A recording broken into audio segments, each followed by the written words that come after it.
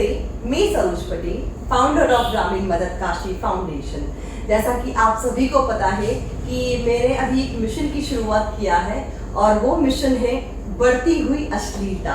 उसी मुद्दे को मैं कई बार बात कर चुकी हूँ आपके सामने और अब इसको आगे बढ़ाना है। सिर्फ बात करने से कुछ नहीं होता है। मैं तो अपनी बात रखते जा रही हूँ, लेकिन अब मुझे जो है वो जो उदयपुर के लोग हैं जो बहुत सोच रखते हैं, अच्छी सोच रखते हैं और जो खुद भी बदलाव चाहते हैं, जो इस अश्लीलता से परेशान हो चुके हैं, मैंने एक साक्षात्कार का जो है वो शुरुआत किया है और उसकी प्रक्रिया आज से शुरू की गई है ग्रामीण मदद काशी फाउंडेशन से। तो आज हमारे साथ है मिस्टर मनोहर सिंह जी। एंड मनोहर सिंह जी का मैं थोड़ा सा बताना चाहती हूँ, इनकी सोच जो है वाकई में ऐसी है कि समाज में बहुत बदलाव की ज़रूरत है और ये भी चाहते हैं कि जो अश्लीलता जो बढ़ती जा रही है, जिस तरह से देश हमारा किस मोड़ पे जा रहा है, हम धीरे धीरे अपनी संस्कृति से जो है वो दूर होते जा रहे हैं। इन्होंने कई सारे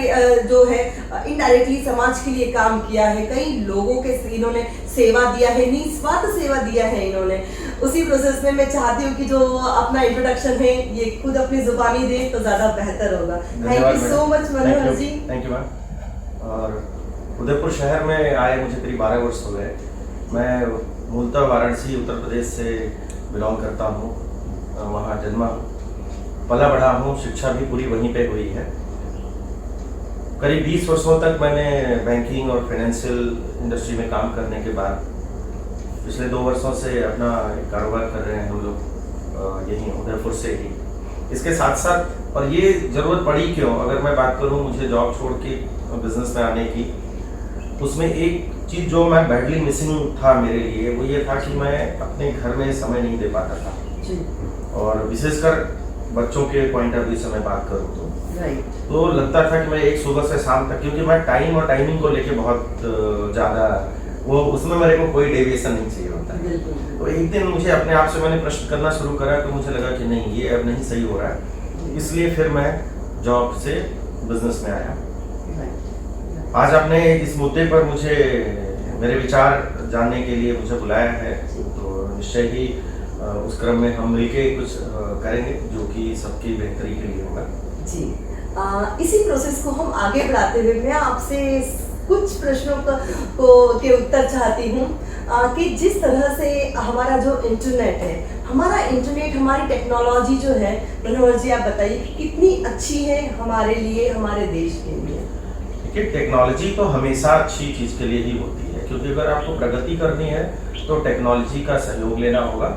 उससे हमारी जो प्रेजेंस है वो बढ़ती है, लेकिन वहीं साथ साथ ये आ जाता है कि आप उसके दूसरे नेगेटिव पक्ष पे आए कि उससे नेगेटिव क्या परिणाम हो सकता है। आप सही दिशा में जा रहे हैं तो उस टेक्नोलॉजी से आप बहुत आगे जा रहे हैं। अगर नेगेटिव बात मैं करती हूँ तो हमारा जो सोशल मीडिया है, फिलहाल जो सोशल मीडिया पर हो रहा है, सोशल मीडिया पर अश्लीलता बढ़ती जा रही है। अश्लीलता के साथ साथ अगर हम देखते हैं अश्लीलता के बारे में आप पहले बताइए, आप क्या सोचते हैं? देखिए, हम पहले तो सोशल मीडिया की बात करें। सोशल मीडिया एक ऐसा प्लेटफॉर्म है जहाँ उन्मुक्त रूप से व्यक्ति अपनी विचार रख सकता है, जहाँ कोई एक सीमित दायरे में या मैं कहूँ असीमित दायरे में वो बहुत कुछ जिस तरह की विचार रखता है, जो उसका विषय है, अपने पसंदीदा विषय पे अपने हरकतें वो पेश करता है।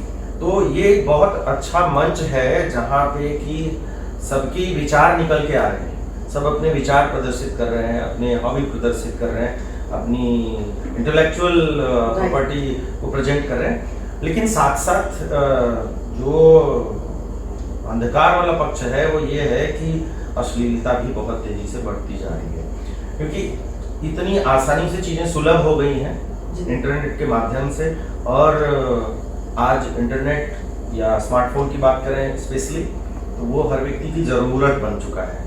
आज के दौर में उसके बिना यूँ कहें कि हमारा जीवन अधूरा सा है, बिकॉज बहुत सारे काम उससे संपादित होते हैं, जो कि बड़ी अच्छी चीज़ है। ऐसे में अगर अश्लीलता वाले उस पर बात करें विषय पे, तो ये भी एक बहुत शोचनीय विषय है, क्योंकि ये भी बहुत तेजी से प्रसारित हो रहा है इसके माध्यम से। जी, मैं इस प्रोसेस में आपसे मैं पूछना चाहती हूँ कि जो अश्लीलता जो महिलाओं में जो बढ़ती जा रही है, जो घरेलू महिलाएं हैं, उन पर जो अश्लीलता का प्रभाव हो रहा है, क्योंकि उन्हें अपने लाइक और फॉलोअर्स बढ़ाने के लिए, जिनके मैंने देखा है कि उनके अच्छे बड़े बड़े परिवार होते हैं और उनके परिवार भी उन चीज़ से नाखुश होते हैं, उसके बारे में आप क्या कहना चाहते हैं? उन महिलाओं को आप क्या राय देना चाहते हैं?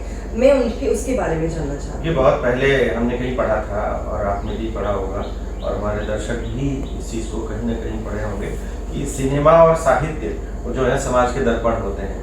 ऐसे में आप देखेंगे तो जो लोगों की रीडिंग हैबिट है वो कम हुई है। बच्चों को अपने घरों में देखिए तो किताबें पढ़ने के लिए बोलिए तो उनको समय लगता है, क्योंकि इंटरनेट की दुनिया में व्यक्ति उलझा हुआ है, अपने फ्री टाइम को उसी में यूटिलाइज कर रहा है। तो पहली चीज़ की साहित्य की तरफ बात करें, किताबें पढ़ने की प्रैक्टिस शुरू होने से हमारा टाइम, जब समय बचा होगा तो फालतू चीज़ों में जाएगा जी। तो किताबें पढ़ें। अब आते हैं सिनेमा की बात करें तो वो थोड़ा सा बियॉन्ड कंट्रोल मैटर है कि हम कैसा सिनेमा चाहते हैं वैसा बने, जरूरी नहीं है, लेकिन हम कैसा देखना चाहते हैं वो तो सिलेक्टिव हो सकते हैं जी। ऐसे में। और जब हम ऐसे सिलेक्टिव होंगे तो एक समय आएगा कि वैसा सिनेमा बनना ही शुरू होगा, या जो नेगेटिव पक्ष है उसकी बात करें तो ऐसी चीजें नहीं आएंगी। इस पर जो मैं एक और चीज़, महिलाएं तो बढ़ती ही जा रही है अश्लीलता की तरफ, इसमें जो बच्चे हैं, महिलाएं जो है, मम्मियां जो है, पेरेंट्स जो है, इसमें अपने बच्चों को शामिल कर रहे हैं, क्योंकि वो बहुत क्यूट होते हैं, उनके वीडियोस जो है लोगों को पसंद आते हैं, बहुत पसंद करते हैं, क्यूट, सो क्यूट। लेकिन मैं उनके एक्सप्रेशन देखती हूँ बच्चों के, तो वो कहीं से कहीं तक बच्चा नहीं लगते हैं। मैं कई सारे ऐसे उदाहरण जो है मैं लिंक में डालूंगी कि कई सारे ऐसे उदाहरण है कि कहाँ से कहाँ तक लगता है कि वो एक छोटी बच्ची है या छोटा बच्चा है। ऐसा लगता है कि वो कोई बहुत बड़े हो चुके हैं, बच्चा बच्चा नहीं रहा। इस बारे में अगर इसके रूट कॉज को देखें तो इसमें हमारे परिधान पे आइए, क्योंकि हम पहन क्या मैं उसी पे आने वाली हूँ अभी। और फैशन की दुनिया में बाजारों में जो कपड़े बिक रहे हैं उसको चुनना तो हमारे हाथ में है जी। हम लोग मेवाड़ की धरा पे बैठे हुए हैं और यहाँ पे आप देखें तो पोशाक है और भी हमारे ट्रेडिशनल जो वियर्स हैं उसको हम जब पहनते हैं तो उसकी खूबसूरती की बात करें, ये कहीं ना कहीं कॉपी हो रहा है सिनेमा से, और उसमें जो सोशल मीडिया का पक्ष है वो भी एक निगेटिव पहलू है जो बहुत भूमिका अदा कर रहा है। जी, आपने परिधान की बात बोली, मैं आपको बीच में टोक रही हूँ, लेकिन साड़ी जो कि हमारा सबसे अच्छा परिधान है, जो कि पूरे भारतवर्ष में पहना जाता है और प्रसिद्ध है, इवन ये जो है पूरी दुनिया में प्रसिद्ध परिधान माना जाता है। लेकिन जिस तरह से साड़ियों को आजकल पहना जा रहा है, जिस तरह से साड़ी को एक अलग तरीके से पेश किया जा रहा है, वो काफी ज्यादा गलत है। आप क्या सोचते हैं? देखिए, इसको आप कह सकते हैं कि ये पूरी तरह अज्ञानता है, जिसको हम दिखावा के मकड़ जाल में अपने को उलझाए हुए हैं, वो पूरी तरह से दिखावा है। बहुत बड़ा वर्ग है जो इन चीज़ों पे आज भी अपने ट्रेडिशन को फॉलो करता है।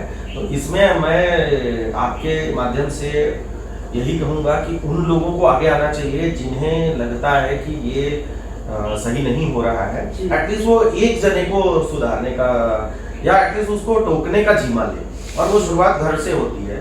हर घर में ये बीमारी पूर्ण या आंशिक रूप से पहुंच चुकी है। ऐसे में जब हम जिसको पाए तो एक ऐसे तरीके से जो उसे एक्सेप्ट हो, समझा सके, और वो प्रयास निरंतर चलना चाहिए, तभी जाके परिवर्तन होगा और वापस हम उन चीजों तक पहुंच पाए। जैसे आज हम जो डिस्कस कर रहे हैं, मुझे लगता है कि हमारी डिस्कस अगर कोई ऐसी एंटरटेनिंग होती तो वो शायद पॉपुलर हो जाती, सोशल मीडिया पर छा जाती।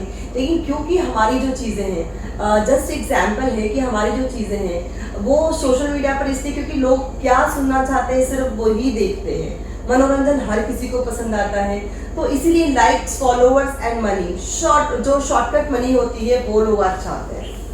एंड इसके लिए मैं एक और चीज़ कहना चाहती हूँ कि इसका जो प्रभाव है, जो स्कूलिंग आपकी जो हो रही है, वो किस दिशा में जा रही है? आज की स्कूलिंग बच्चों को बोझ लगने लगी है, ऐसा क्यों? देखिए, इसमें आप बच्चों को दोष मत दीजिए,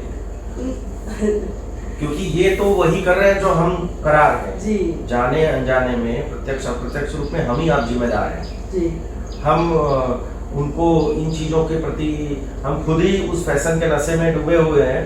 तो मैं माता पिता को स्पेशली इसमें थोड़ा सा कहना चाहती हूँ, उन्हीं की बात कर रहा हूँ जी। कि उन लोगों को ध्यान देने की जरूरत है कि हमारे बच्चे क्या पहन रहे हैं, किस तरह के परिधान पहन रहे हैं, क्या खान पान है, किस तरह के साहित्य पढ़ रहे हैं। ठीक है, अभी ये कोरोना की बीमारी का दौर जो है उसकी वजह से मोबाइल की पहुंच बच्चों तक बहुत ज़्यादा हुई है, क्योंकि पूरा स्कूलिंग उसी पे हो रहा है इस समय।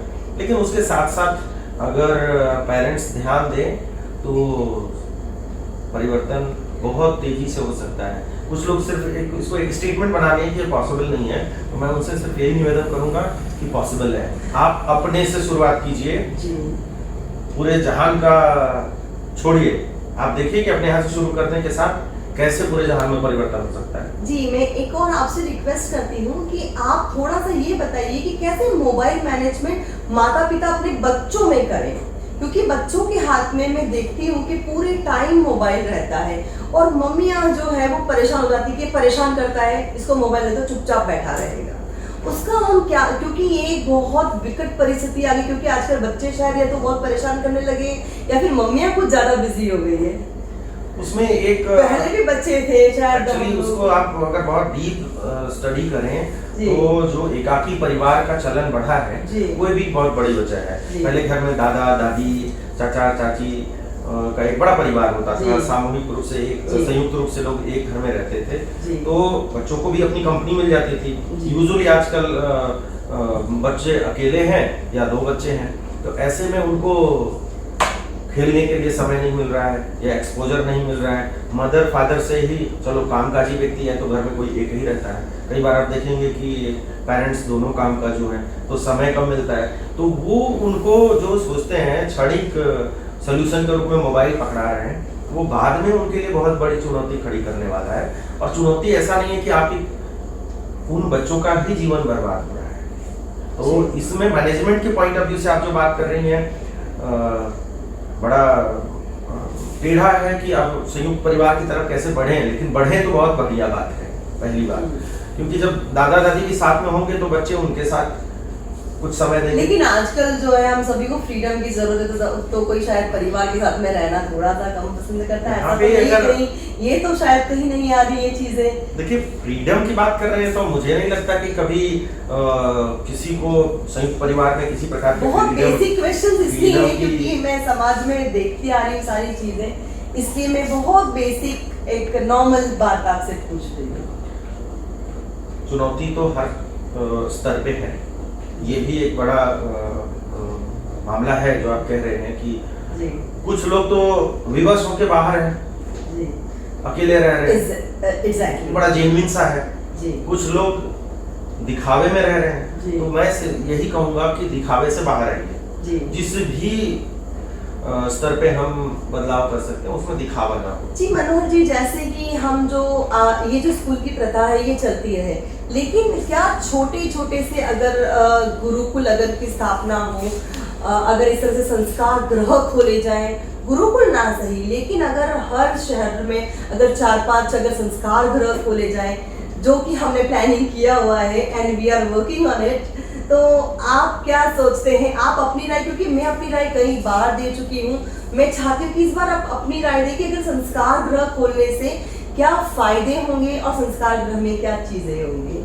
देखिए, संस्कार गृह की बात जो हो रही है वो हम एडवांस लेवल पर जाके सोचें तो पहले तो मैं कहूँगा कि हर घर को ही क्यों ना संस्कार गृह बना दिया जाए। बिल्कुल सही है, क्योंकि उस पे 1-to-1 मॉनिटरिंग हो सकती है, 1-to-1 इनपुट हो सकता है, और मॉनिटर करने वाला, इनपुट करने वाला ही सीधे तौर पे उसका बेनिफिशियरी भी वही है जी।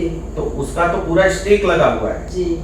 हाँ, उसके एडवांस लेवल पर बात करें तो जो संस्कार गृह शुरुआत करने की बात हो रही है उसका एडवांस लेवल पर जाके आवश्यकता है जी। जो कि हमारी जो वैदिक विधा है, वेद है, किताबें हैं, गीता है, रामायण है, इन चीजों को पढ़ने के पॉइंट ऑफ व्यू से हमारे शास्त्र हैं, इनको पढ़ने के लिए इनको अपने अंदर समाहित करने के लिए संस्कार गृह बहुत ही अच्छा विकल्प हो सकता है। उससे पहले जरूरी है कि सब लोग अपने घर को ही संस्कार गृह बना लें। बिल्कुल सही कहते हैं।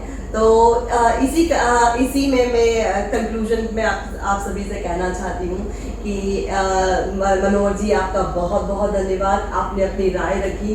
एंड मैं चाहती हूँ कि जो कोई और भी है अपनी राय रखना चाहता है तो वो हमसे संपर्क करे, क्योंकि सोशल मीडिया के माध्यम से ये जो गंद फैली हुई है, अश्लीलता फैली हुई है, सोशल मीडिया के माध्यम से ही हम इसे मिटा भी सकते हैं, क्योंकि लोहा ही लोहे को काटता है। तो सोशल मीडिया ही एक बहुत बड़ा प्लेटफॉर्म है जहाँ पर हम जो है अपनी बात रख सकते हैं और हम जो है अश्लीलता, समाज में हो रही कई सारी दूषित चीज़ों पे हम लोग अपनी आवाज़ उठा सकते हैं।